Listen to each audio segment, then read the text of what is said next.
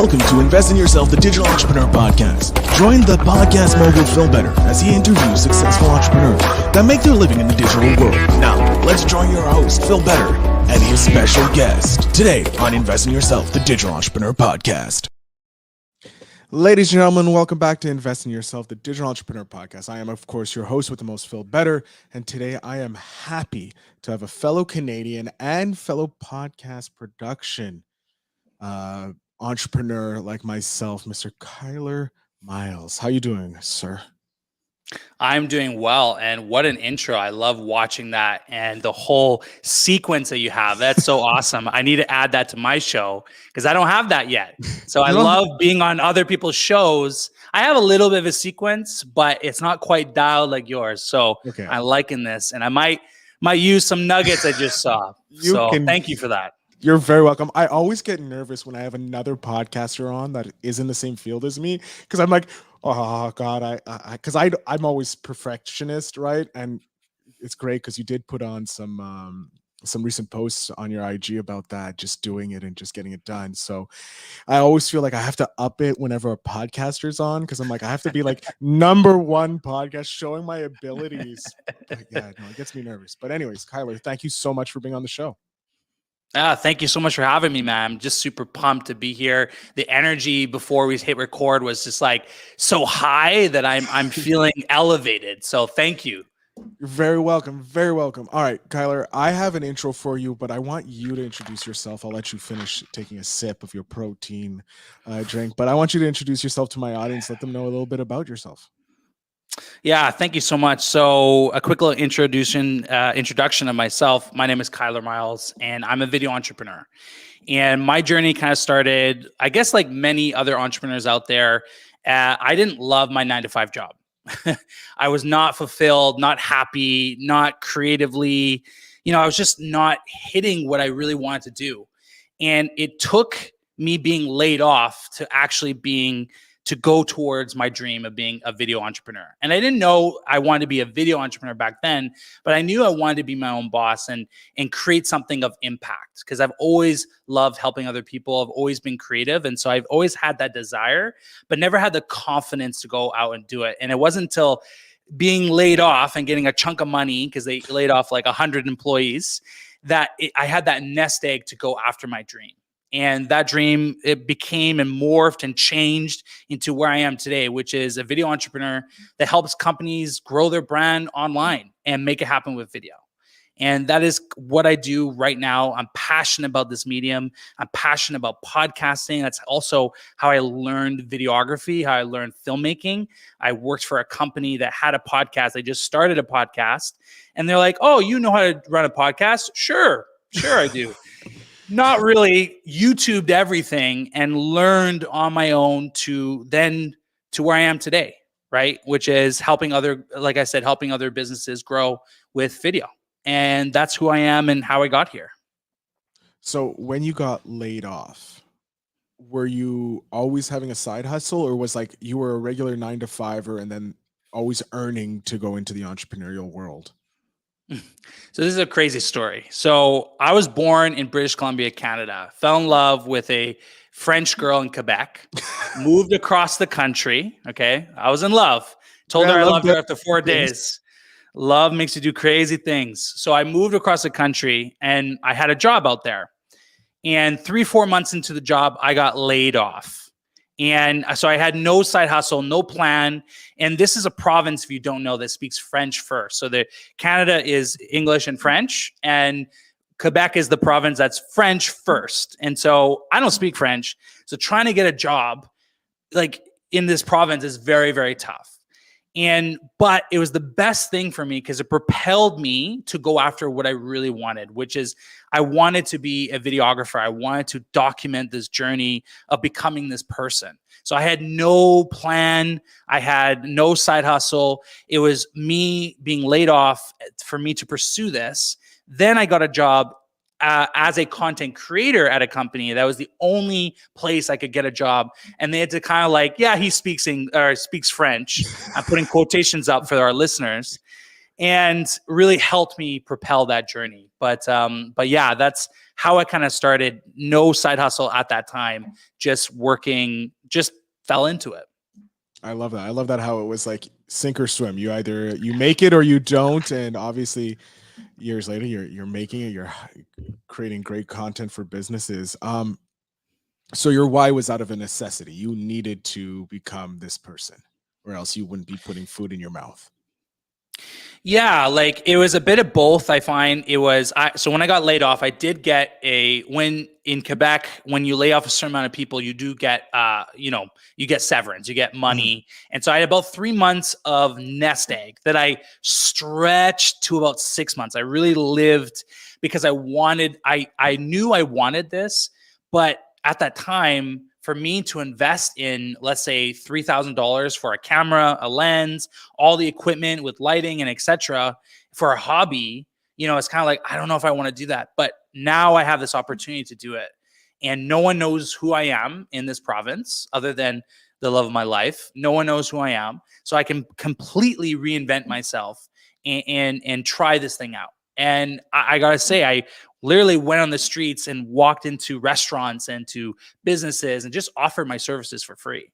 So my why was a bit of a necessity. Like I had a little bit of money, so it wasn't quite like I needed to feed make myself, the money. But it was to like fulfill a dream that I've always had. Like before I moved, everything on my Instagram, other than my friends, were photographers, videographers. And at that time, it was they're always like going to Bali and documenting like this filmmaker life. And Peter McKinnon, he's a famous, YouTuber in in Canada, and he has the best time. It's like, why wouldn't you want this life? Right. And so I was always, my why for doing this was because what propelled me. It is something that it's like love. Like I knew I was in love with this girl within 4 days. I knew I was in love with this passion the mere minute I had the opportunity to go after it. This was like the sign. And just like me moving across the country, some people might say, well, why would you do that? Like a huge risk. What's the worst that can happen? I always ask myself, what's the worst thing that can happen? I can get a job, right? But I have 3 months that I could try to make this dream come true.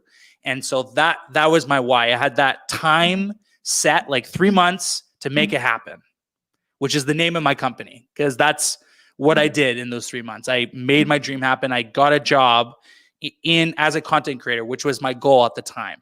And then later down the pipe, which I can talk about later, becoming an entrepreneur. But that was the first dream, was like, I want to be a content creator. And that's how I did it. So you become a content creator, get hired by this company to make their podcast, have zero idea about podcasts. And you're like, I'm over here in video. You want me to do audio? Okay.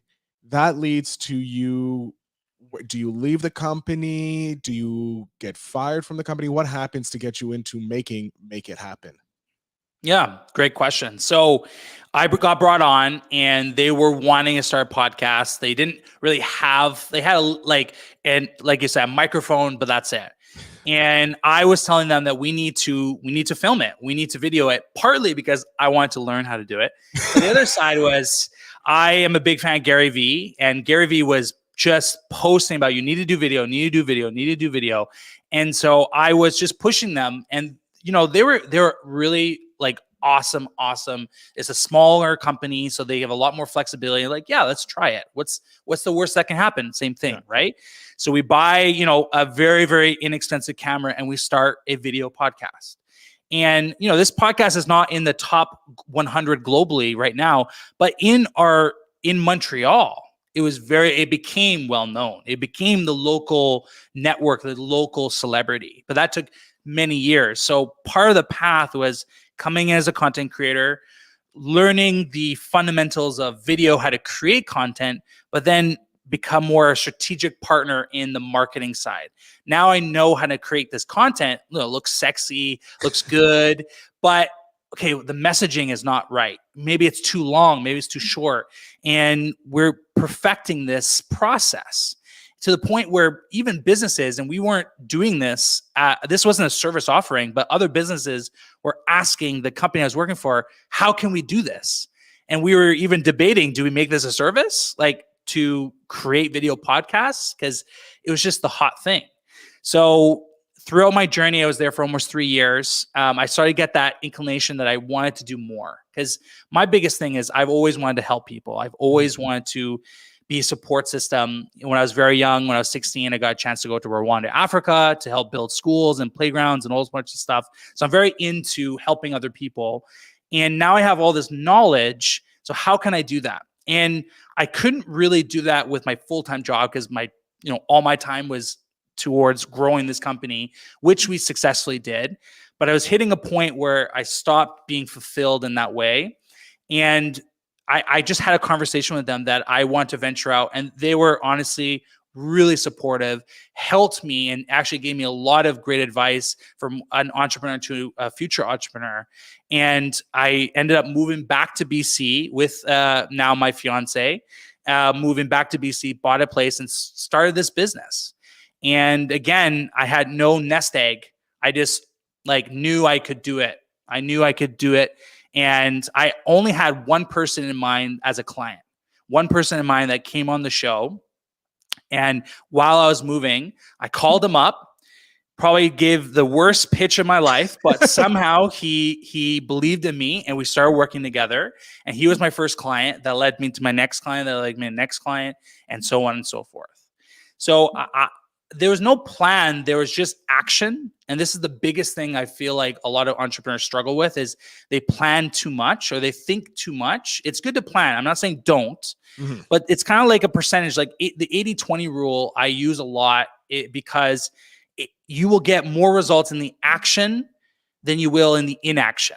So you have to act, whether it's good or bad, to learn something and to that was not a good pitch. I lost the business. Let me try it this way. Or this messaging didn't work. Let me try it this way. Right. And it's just that action. But if I just think about it, I'll never know the answer. Right. So now that I'm explaining the story, I'm realizing I just went for it. I was just full on bull, seeing red. I want to make this happen. And again, that's why I called my company Making It Happen, because that's kind of who I am and my nature. Probably went a little bit off topic to your question, but hopefully that was helpful.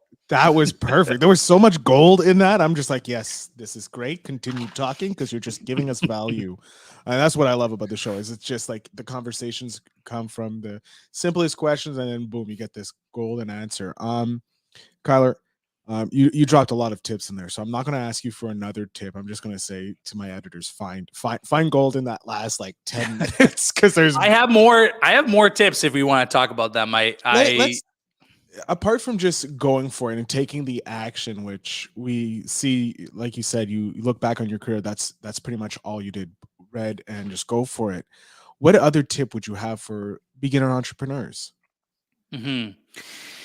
So it's very tough being an entrepreneur. It's very scary. It's very stressful. It's not like what you see online isn't always the reality, right?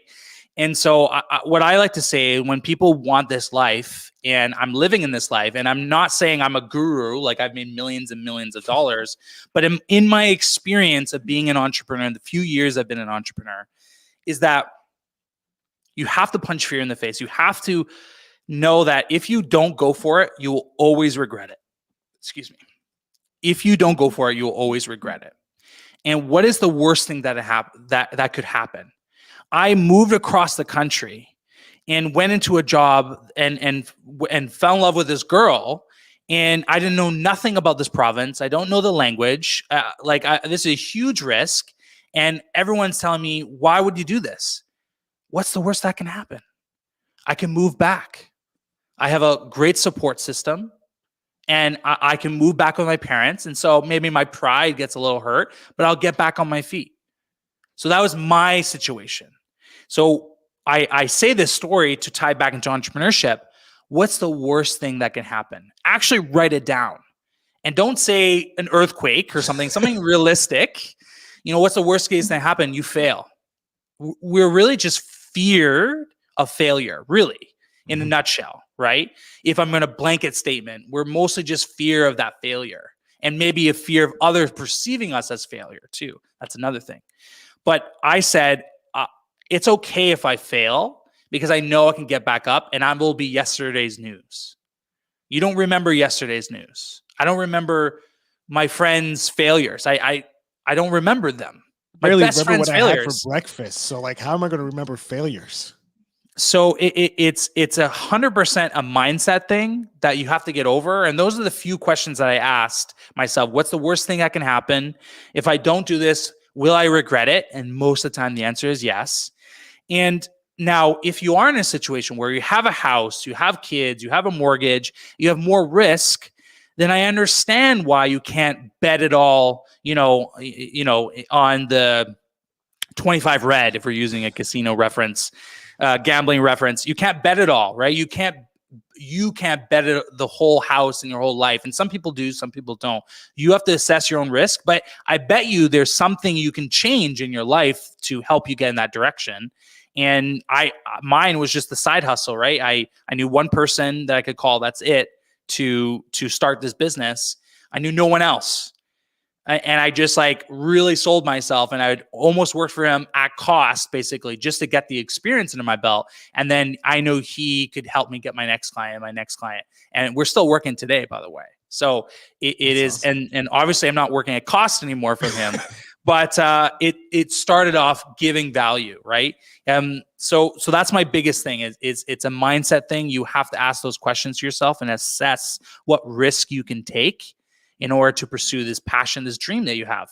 And you'll never know if it'll happen unless you actually go out and make it happen. That's it. I love it. That's a great advice. My God, Kyler. I love it when Canadians come on because they have so much great advice. Not that the Americans don't, but like I find it like more humbling advice. It's like you said, like go out. It's the free healthcare. We're free healthcare. Okay. Yeah, that's it. Makes us happier. I want to know, in your span of being a digital entrepreneur, being a content creator, you've probably racked up memories that many people would be jealous of. And certainly I know I would, because I look on your Facebook and you have a picture of you looking like it's interviewing Gary Vee. So that just right there, I already know is a jealousy. I want to know what has been like one of those memories that just like cements like, yes, this is why I'm doing what I'm doing. Well, Gary, that's a very memorable moment, meeting Gary Vee. I was a huge fan of and still am of Gary Vee, and it was awesome to be on his show Tea with Gary Vee during COVID and the whole uproar with that. But a really memorable moment. I got into this space to help people, and the fact that I am able to help. Like I said earlier, I went on a trip to Rwanda, Africa. So I work with this nonprofit a lot, and I love to just share my advice and what I've learned and see them, their trips used to be like 5 people, and now it's almost like 50, 75 kids, and experiencing the thing that I experienced, right? And that means they're growing. And it's not so much like a memory, but something that I am just like so happy that the path that I chose is able to help someone else. And why I'm giving my time to be on this podcast is I want to help the person on the other end of this lens or this earphone actually get the courage to go do something. And so my memories, my favorite memories are when I'm able to do that thing, when I'm able to help others make it happen. Like my personal mission for Kyler is I want to build a world where more people are making it happen. And making happen is a big it's big in my family. It's a kind of like an ongoing joke because I say it so much, but it's so true because it just the meaning of it means you just go and do it. It doesn't matter what's going on in your life, you make it happen. You do the thing that you said you're going to do. And when I'm able to do the thing that I want to do, that's my favorite memory, right? Helping other people, helping entrepreneurs, helping nonprofits, and helping my clients. They went to business to solve a problem and to do something, right? And when we're able to make that happen, it's that feeling, that like gratitude, that, oh my God, like I can't believe we're here. is an amazing feeling. So that's what's coming in my head when you ask that question, is all these conversations that I get to have with these amazing people because of the experiences and the failures that I went through that I can then share with other people. I love it. Oh, that is having those memories, just of all those little mini victories that they share with you, or seeing the growth, like you said, of this nonprofit growing to being a small to now 7 times, no, actually like 15 times their size, or whatever the mathematical equation is. I'm not, as a podcaster, we don't do math, we do words. That's why we got into this job. We do storytelling, stories. Yeah, that's we it. do stories. Math is not involved in there. Another memorable moment was just recently when a kid from New York, who I have no idea, saw one of my videos and just booked a call with me. And I was like, I didn't know what this call was about, because I have a link where you can call me and ask questions. And I just give advice. Like, he's not looking to hire my company. He's just a kid. He looked no younger than 16, maybe 16 or 18 years old. He's like, I really want to be a dancer, and I saw one of your videos, and I think you can help me. Can you help me? And we just went through his Instagram. I was like, I think you should do this. Like, I don't know like if it will work, but try it. Let me know. And he just sent me a message back not too long ago that one of his videos popped. Now, he's not like a huge TikTok star yet, but exactly. It made a big impact for him. So that's an example of a conversation I had that is just like, and hell, maybe he hires me in 5 years. Who knows, right? How that karma comes back around. But again, it's those memories that I really, really enjoy. That is a great memory. Kind of like leads into the last question, which comes from the game Spark by Seek Discomfort. If you don't know, they are the merchandise arm of Yes Theory, an organization that looks to push the boundaries and make you seek your discomfort. So the question actually is, what's your favorite memory of this past year? There's been a lot. This year, I moved across the country again with my fiance.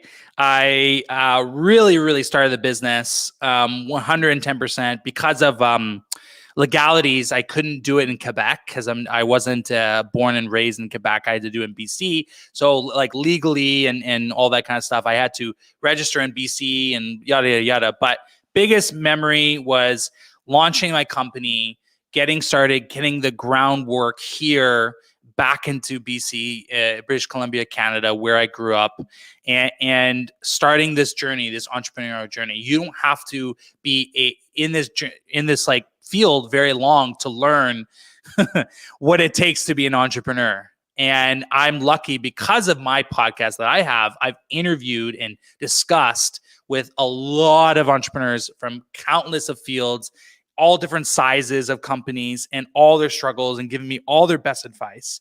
And so I had a shortcut to, some of my success. But yeah, the biggest memory I think was just the moving and the starting of something brand new. Right. And that would be the biggest memory of this year. I love it, Kyler. Thank you so much for sharing that. That's great. I'm about to jump off because we're at the end of the episode. I'm going to let you tell my audience where they can follow you, how they can support you, and all that stuff. So the floor, sir, is yours.